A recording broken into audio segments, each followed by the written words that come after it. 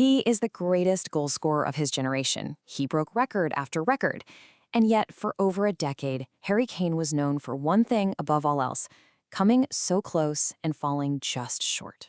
Good morning, guys, and welcome to FlopFiles. So today, we're diving deep into the incredibly emotional, totally twisting journey of a player whose undeniable individual brilliance was constantly, and I mean constantly, haunted by agonizing team defeats.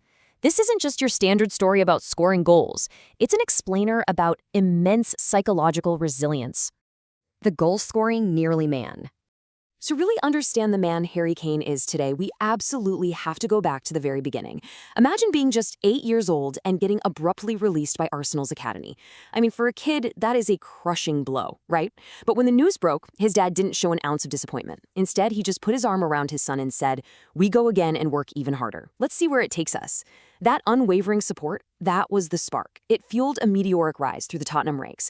Even through those really tough loan spells filled with self-doubt, places like Leyton Orient, Millwall, Norwich, and Leicester, Kane just kept repeating his father's mantra. He simply refused to give up. But here's the thing.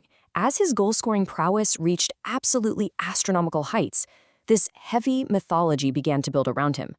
We call it the trophy curse. It's this agonizing, decade-long phenomenon where an individual's elite brilliance is repeatedly overshadowed by devastating team defeats at the final hurdle. For an entire decade, Kane ascended to undeniable world-class greatness. Yet, he was constantly haunted by near misses when it mattered most. I mean, just look at how brutal this run was. In 2013, while on loan at Leicester, he's sitting on the bench watching Watford score an unbelievable last-gasp playoff winner. Fast forward to 2019, he leads Tottenham to the Champions League final, only to lose to Liverpool after conceding a penalty in the opening seconds.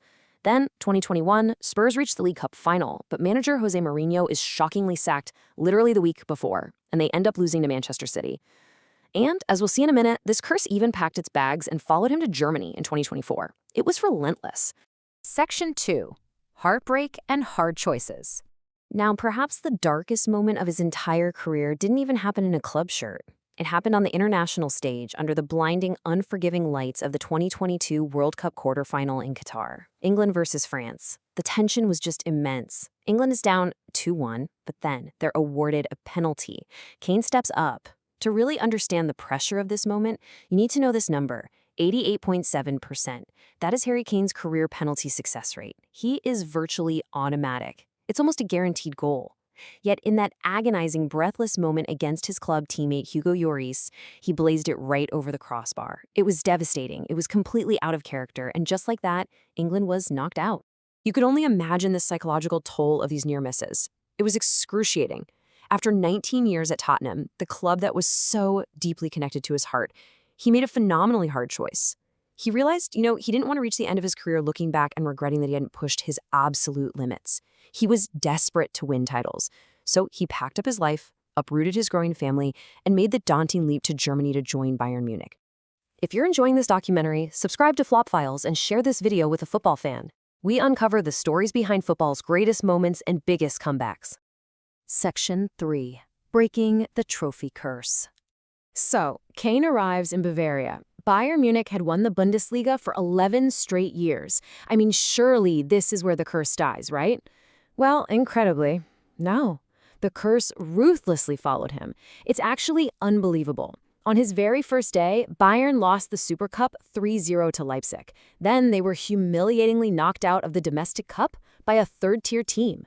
In the league, Xabi Alonso's Bayer Leverkusen pulls off a literal miracle to steal the title undefeated, and Real Madrid knocks them out of the Champions League.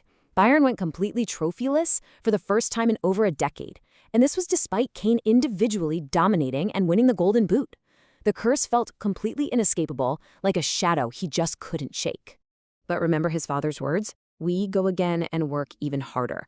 And guys, that is exactly what he did. Moving into the 2024-25 season, the narrative finally shattered. Bayern Munich secured the Bundesliga title, with Kane playing a pivotal, undeniable role. The silverware was finally in his hands. The curse was officially broken. Section 4. Statistically greater than Shearer. With that massive monkey finally off his back, we are kind of forced to reevaluate his legacy back home. For years, Kane endured this really unfair criticism simply because of his lack of team trophies. But if we do a deep dive mathematical comparison against the legendary Alan Shearer, it reveals a fascinating truth. When we strip away penalties, because let's be fair, both were absolute masters from the spot, Kane is actually the clear winner. Over their whole careers, Kane scores a non-penalty goal once every 1.9 games, compared to Shearer's one every 2.37 games. So mathematically, Kane outpaces the England legend. And for those who love to argue that Shearer had to share the ball more, well, the data says otherwise. When you average the goals scored by the second-best scorer on their respective teams, Kane's teammates, we're talking guys like Son and Dele Alli, actually scored more on average than Shearer's partners did. So Kane shared the goal-scoring load with highly potent scorers, yet he still maintained a vastly superior strike rate himself. He is, objectively speaking, England's greatest ever striker. Section 5. World Cup glory awaits. Which brings us to the present day. Having already broken Gary Lineker's England World Cup scoring record, a newly liberated, trophy-winning Harry Kane is on an absolute mission in the Americas. And the sheer suspense of this 2026 World Cup has been off the charts. Just take the chaotic round of 16 matchup against Mexico at a totally hostile, electric Estadio Azteca. England goes up 2 goals, looking great, but then a red card to Jarell Quansah changes everything. For the entire second half, a 10-man England had to defend for their absolute lives. They survived a Mexico penalty and 11 grueling minutes of stoppage time to secure a dramatic 3-2 victory. It was pure madness. The exhaustion and passion spilled over instantly. Right after the final whistle, Kane is out there singing Oasis's Wonderwall at the absolute top of his lungs with the traveling fans. By the time he got to the BBC for his post-match interview, he literally sounded like Marge Simpson. He was laughing, completely hoarse, telling the reporters, "My voice is gone. I'm speechless. I can't even talk." It was just this beautiful, unscripted relief of a captain who had left every single ounce of energy on the pitch. But, the celebration can only last so long, because waiting in the quarterfinals in Miami is Norway.